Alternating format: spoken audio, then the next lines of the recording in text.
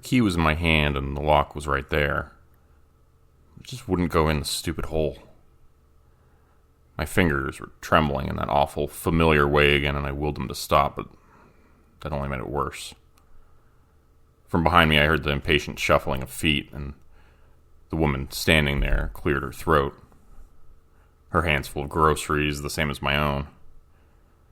What is he doing? I imagined her thinking to herself. Why is this old man taking so long? The tremors were bad today. But then I hadn't taken my medication yet, and it was probably overdue. It was always overdue by the time I got around to it. Finally, with one hand gripping the other, straining with the weight of the bags, I got the key into the little slot and turned it to the left, shaking worse than ever. I turned the knob and held the door open for the woman behind me, who went quickly past. She looked at the ground. Didn't even acknowledge me. Rude. But that's how it is these days. People decided at some point recently there was no sense bothering with niceties anymore. Let's just look at our phones and ignore each other. Sorry, I'm bitter. But I'm old, so I'm allowed to be. I got up to my apartment and went inside, dropped the heavy bags by the door. Shook my fingers to try to recirculate blood back to the parts of my hand cut off from oxygen by the heavy bag handles. Heading straight for the medicine cabinet, I grabbed the orange-tinted bottle of pills. Opening it, I saw it was getting low. Only half a dozen of the ovaloid yellow pills remained. A couple days' worth.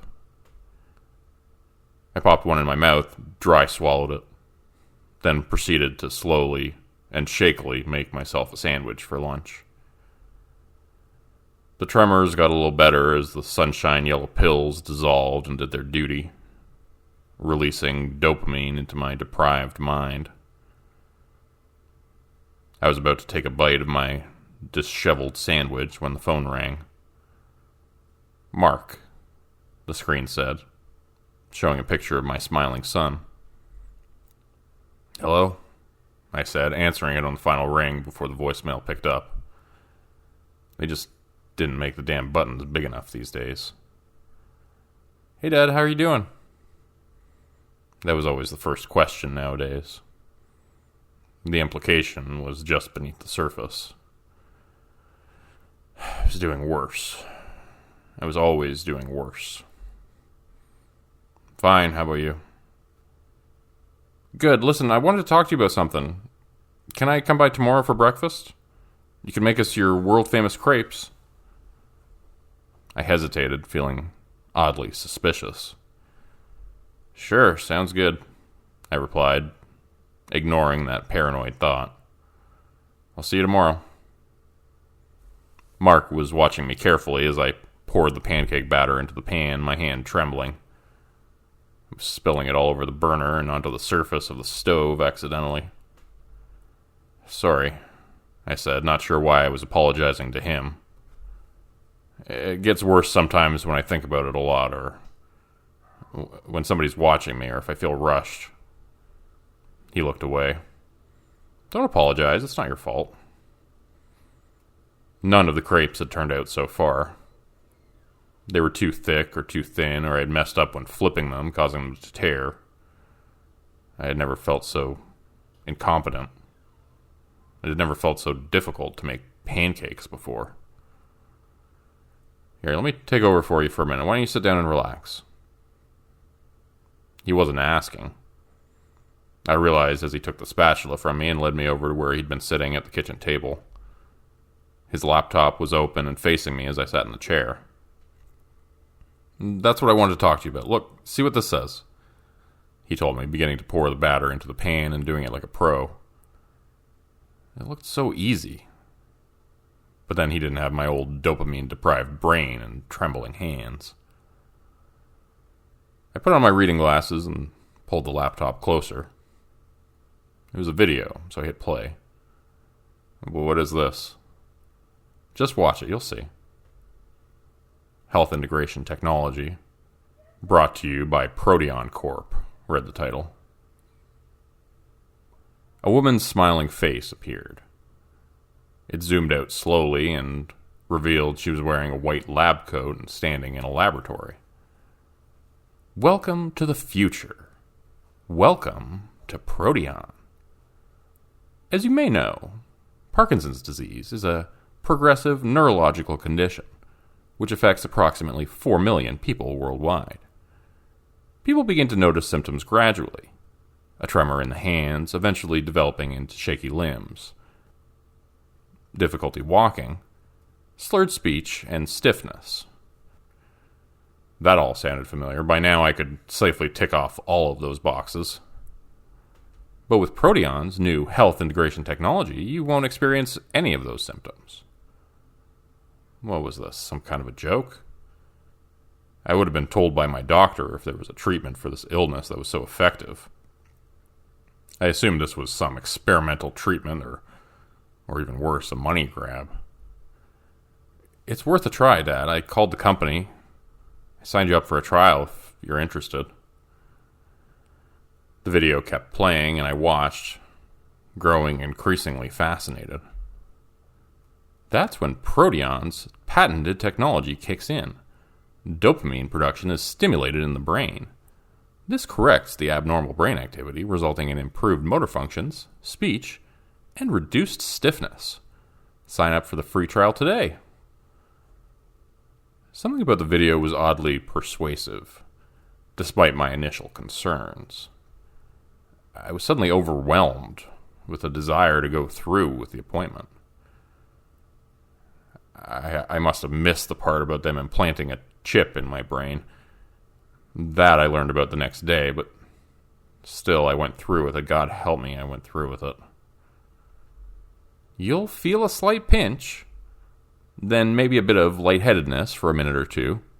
All completely normal. After that, we'll sync you up to the system and you'll be good to go.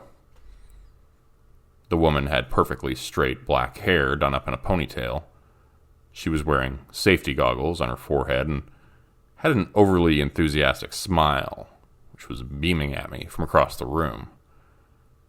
I was sitting in a chair, my arm strapped down to the rests as if to prevent my escape. Are these really necessary? I asked, looking down at my wrists.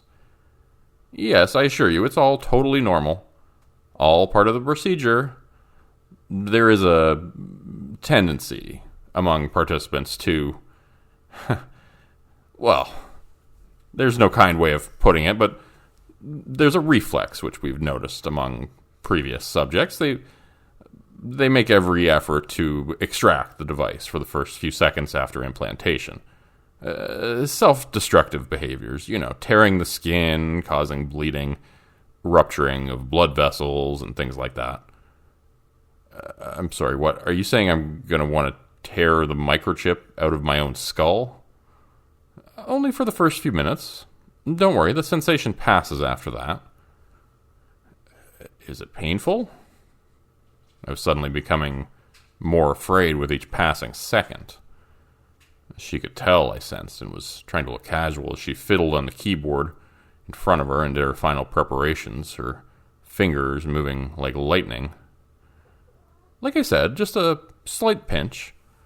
Okay, Mr. Grayson, we're all set. The procedure will begin in 3, 2, 1. Wait, hold on, I'm not sure if I want to... But it was too late. She pressed a key on the panel in front of her, and the sound of whirring machinery could be heard from behind me. I struggled in the chair, pulling on the straps which held my wrists in place. Hold still, Mr. Grayson. These machines are very sensitive. We wouldn't want the chip to be implanted in the wrong place. That would cause all sorts of problems. Her calm passivity was rattling me badly, and I felt beads of sweat rolling down the sides of my face as I tried to stay calm and stay still. No more speaking now. She was standing in front of me now, and something settled into place behind the back of my head. And then I felt a pinch. To call it that was a vast understatement. It hurt more than anything I have ever felt in my life. As if several dozen mechanical bees had stung me all in the same place, and then someone had hit it with a hammer. The feeling of something burrowing like an insect began to be felt from the back of my scalp, traveling down towards my spine. "Ah, there's that itch," the woman said, looking at my startled expression. "No scratching now." She put her fingers on my leg and made them crawl up my thigh like a spider. All I wanted to do was scratch the back of my head, to tear the flesh off my scalp and pull that probing insectile thing out from under my skin. It was itching like mad, the worst itch I'd ever felt. I believed at that moment if I didn't scratch it, I would die. My hands and wrists were squirming desperately to get free from the bonds holding me in place. Time seemed to stretch on forever as the woman went behind me and watched the thing's progress. I could feel it burrowing and probing around beneath the skin, digging around beneath my flesh like a Bugs Bunny cartoon. And finally it settled in, and I relaxed slightly. "There we go," she whispered in my ear.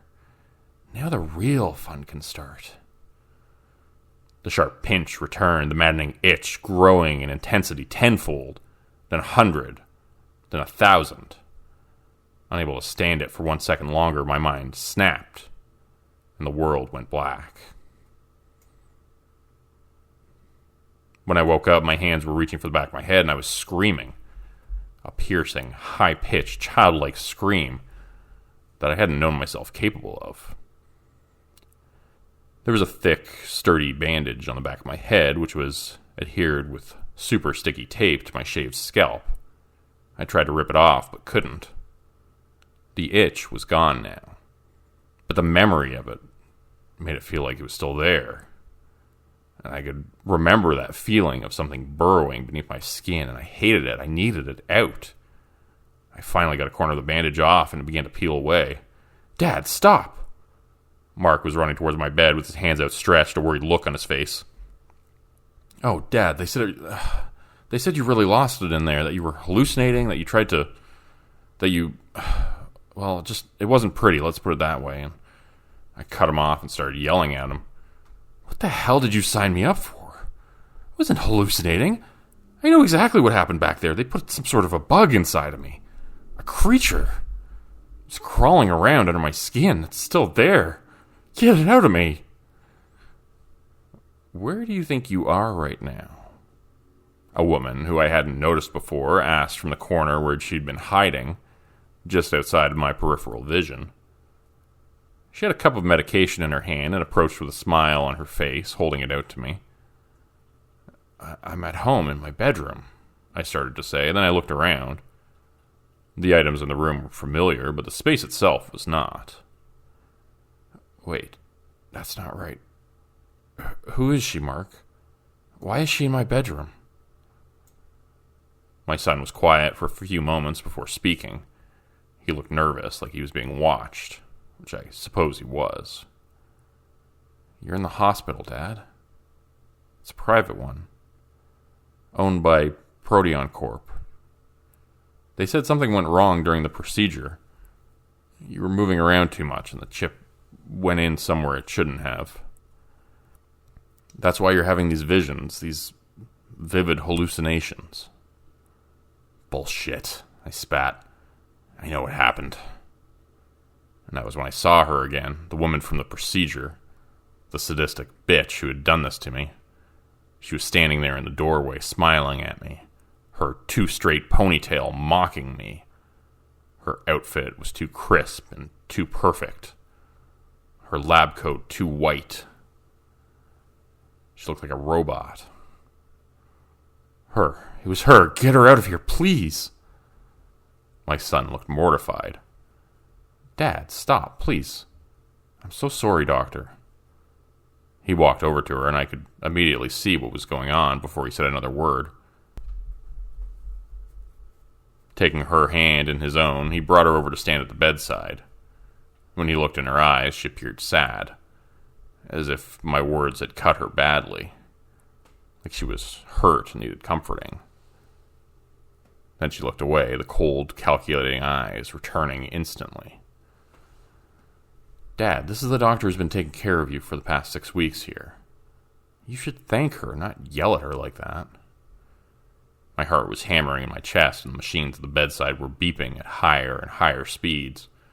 I could feel it in my temples and in my jugular. I was gripping the bed sheets so tightly my fingers were turning white. Get her out and get this thing out of me, please. I don't want this. That was when I felt it moving around again back there, beneath the bandages and under the scalp at the base of my skull. It was feeling restless, whatever it was, waking up from a nap. And that meant I was going back to sleep. Whatever it was in control. My eyelids began to grow heavy, and my limbs felt numb and not my own. Maybe you should go, said the nurse. It's been a big day for him. In the darkening vision beneath my eyelids, I could see my son looking at me, his face full of worry and concern. Okay, I'll go. It's weird, that's the first time he's really looked like himself since the procedure. These things take time. Don't worry. All the costs are covered while he's staying here. We'll keep him for as long as it takes. The doctor winked at me and closed the door as the world turned black once again. The last thing I saw was that wink. I wake up every 6 weeks or so. What happens in between is anyone's guess. I certainly don't know what they're doing with my body while I'm out. Forced labor. Who knows? The thing at the back of my skull is multiplying too, making me wonder if I'm an incubator as well as a test subject, quietly growing these things inside of me which burrow and feed beneath my flesh. Last time I looked in the mirror, I barely recognized myself. They're eating me alive, whatever they are. But according to my son, I've never looked better. The staff here say I'll be out any day. Of course, they say that every time I wake up for a little while. I've got to get this out to other people before they do this to anyone else. Please, listen to me. This is real. They are real. Whatever they are, aliens, interdimensional invaders, demons, they're real. And they're multiplying.